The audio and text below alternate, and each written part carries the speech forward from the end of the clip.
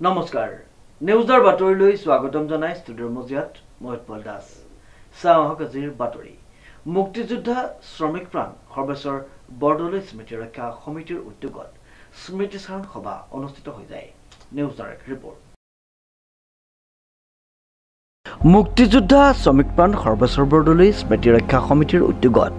যোৰহাট জিলা মুক্তিযোদ্ধাৰ সন্মিলনৰ সহযোগত যোৰহাটৰ মুক্তিযোদ্ধাৰ ভৱনত স্মৃতিচাৰণ অনুষ্ঠান সম্পন্ন স্মৃতি ৰক্ষা সমিতিখন আমি গঠন কৰা হৈছিল 2000 চনত ৰাজহুৱা সভাত আৰু তাৰ উদ্দেশ্য আছিল যে শ্ৰমিক প্ৰাণ সৰ্বেশ্বৰ বৰদলৈদেৱে অসমৰ আন্দোলন বিশেষকৈ স্বাধীনতা আন্দোলন আৰু বিশেষকৈ শ্ৰমিকসকলৰ কাৰণে তেখেতলোকে শ্ৰমিকৰ উত্তৰণ ঘটাবৰ কাৰণে তেখেতৰ জীৱনত যিমানখিনি ত্যাগ কৰিলে তাক স্মৃতি ৰক্ষা আৰু বিশেষকৈ তেখেতৰ যি অৱদান অসমীয়া জাতিৰ প্ৰতি স্বাধীনতা আন্দোলনৰ প্ৰতি ভাৰত স্বাধীনতাৰ প্ৰতি সেই সকলোখিনি যাতে আমি তেখেতৰ বিস্মৃতিৰ গৰ্ভত হেৰাই যাবলৈ নিদি ধৰি ৰাখিব পৰা যায় উত্তৰ পুৰুষক যাতে অনুপ্ৰাণিত কৰি থাকিব পৰা যায় তেখেতৰ যি নিস্বাৰ্থ আদৰ্শ সেই নিস্বাৰ্থ আদৰ্শ যাতে উত্তৰ পুৰুষে অনুপ্ৰাণিত হয় সেই উদ্দেশ্যে আমাৰ এই সমিতি গঠন কৰা হৈছিল আৰু প্ৰতি বছৰে সেই 2000 চনৰ পৰাই 1988 চনৰ পৰাই এই বঁটা স্মাৰক বঁটা প্ৰদান কৰি থকা হৈছে আৰু এই স্মাৰক বঁটা বিভিন্ন সাহিত্য বঁটা আছে মজদুৰ বঁটা আছে শ্ৰমিকসকলৰ বঁটা শ্ৰমিক বঁটা আছে সকলো বঁটা সময়ে সময়ে আমাৰ বঁটাই প্ৰদান কৰি থকা ব্যৱস্থা কৰা হৈছে আৰু ভৱিষ্যতেও এই বঁটা প্ৰদান কৰা হ'ব আৰু তেনেদৰে অসমীয়া সমাজখনলৈ তেখেতে যি অনবদ্য অৱদান আগবঢ়াই গ'ল শ্ৰমিক আৰু নিৰ্যাতন বুলি নাভাবি তেখেতে গোটেই জীৱনত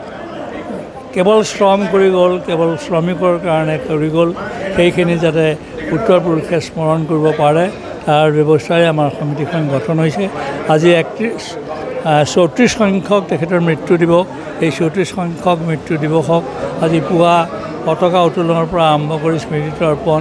আৰু বিভিন্ন পৰ্যায়ত ৰচনা প্ৰতিযোগিতা বক্তৃতা প্ৰতিযোগিতাৰে আমাৰ কাৰ্যসূচী সম্পন্ন কৰা হৈছে শেষত এতিয়া আমাৰ দুপৰীয়াৰ যি সভা আছিল 1:30 বজাৰ পৰা তাতো বিভিন্নজন লোক আহি ইয়াত আমাক উৎসাহিত কৰিছে সকলোৱে আমি কৃতজ্ঞতা জনাইছোঁ আৰু আমাৰ শ্ৰমিক প্ৰাণ সৰ্বেশ্বৰ বৰদলৈৰ যি অৱদান জাতিটোৰ প্ৰতি যি অৱদান সেই অৱদান যাতে সকলোৱে আমি স্মৰণ কৰি ৰাখিব পাৰোঁ এয়ে আমাৰ উদ্দেশ্য উল্লেখযোগ্য যে যোৰহাটত শ্ৰমিক সংগঠন কৰা মূল ব্যক্তিজনে আছিল শ্ৰমিক প্ৰাণ সৰ্বেশ্বৰ বৰদলৈ তেওঁ গোলাঘাটতো শ্ৰমিক সংগঠন কৰিছিল অসমৰ সকলো বিভাগতে তেওঁ ট্ৰেড ইউনিয়ন খুলিছিল চাইকেল মাৰি মাৰি তেওঁ স্বাধীনতা সংগ্ৰাম কৰিছিল সন্মিলন আৰু মুক্তিযোদ্ধা সৰ্বেশ্বৰ বৰদলৈ স্মৃতি ৰক্ষা সমিতিৰ যুটীয়াভাৱে আজি এই সভা আয়োজন কৰিছে আমাৰ অসমৰ স্বাধীনতা আন্দোলনৰ এজন যথেষ্ট অগ্ৰগণীয় ত্যাগী পুৰুষ সৰ্বেশ্বৰ বৰদলৈ ডাঙৰীয়া আৰু স্মৃতিৰ এই সভা অনুষ্ঠিত কৰাৰ কাৰণে মই তেওঁলোকক আন্তৰিক ধন্যবাদ জনাইছোঁ সৰ্বেশ্বৰ বৰদলৈ ডাঙৰীয়া একেধাৰে মুক্তিযোদ্ধা আছিলে আৰু অসমৰ এজন আগশাৰীৰ ট্ৰেড ইউনিয়ন নেতা আছিলে আৰু এজন সমাজ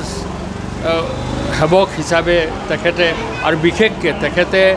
আমাৰ অসমৰ চাহ বাগিচা অঞ্চলৰ হাড় ভঙা পৰিশ্ৰম কৰা শ্ৰমিকসকলক একত্ৰিত কৰি অসম চাহ মজদুৰ সংঘ নিচিনা এটা বৃহৎ শ্ৰমিক সংগঠন গঢ়োতা ব্যক্তি হিচাপে আমি তেখেতক সদায় শ্ৰদ্ধাৰে স্মৰণ কৰোঁ আৰু মই ভাবোঁ যিসকলে আমাৰ এই বৃহৎ অসমখন গঢ়াৰ ক্ষেত্ৰত স্বাধীনতা আন্দোলনৰ ক্ষেত্ৰত শ্ৰমিক আন্দোলনক বাটকটীয়া হিচাপে আমি তেওঁলোকৰ স্মৃতি সদায় যুগমীয়া কৰিবৰ কাৰণে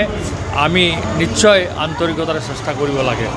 শ্ৰমিকে ৰন্ধা ভাত খোৱাৰ কাৰণে তেওঁক সমাজচ্যুত কৰা হৈছিল শ্ৰমিক প্ৰাণ সৰ্বেশ্বৰ বৰদলৈৰ 34 সংখ্যক স্মৃতি দিৱসত সন্মানীয় অতিথি হিচাপে অংশগ্ৰহণ কৰি এইদৰে স্মৃতিচাৰণ কৰে কেন্দ্ৰীয় চৰকাৰৰ প্ৰাক্তন মন্ত্ৰী পৱন সিং ঘাটোৱাৰে মুক্তিযোদ্ধা সন্মিলন আৰু শ্ৰমিক প্ৰাণ সৰ্বেশ্বৰ বৰদলৈ স্মৃতি ৰক্ষা সমিতিৰ লগ লাগি যিটো অনুষ্ঠান পৰিৱেশন কৰিলে আমি অতিকৈ কৃতজ্ঞ এনেকুৱা এটা অনুষ্ঠান উপভোগ কৰিবলৈ পাই আমাৰ ডাঙৰ বাইদেউ থাকে নলবাৰীত তেওঁৰ ভৰি এটা ভাগিছে কিন্তু অকল এই অনুষ্ঠানটোৰ কাৰণে তেওঁ কালিয়েই যোৰহাটলৈ আহি কালি ৰাতিটো থাকি পেলাই আজি আকৌ এই অনুষ্ঠানটো চাই কাইলৈ যাবগৈ গতিকে আমাৰ পৰিয়ালৰ সকলোৱে উৎসাহিত আৰু আমি খুব আনন্দ পাইছোঁ ভাল পাইছোঁ আমাৰ পৰিপুৰুষৰ এনেকুৱা স্মৃতি ৰক্ষাৰ কাৰণে যোৰহাটৰ সমাজ জীৱনত যিটো পদক্ষেপ লৈছে সেইটো কাৰণে আমি অশেষ কৃতজ্ঞ শ্ৰীমন্ত মাধৱ বৰুৱাৰ ৰিপৰ্ট নিউজ নাও।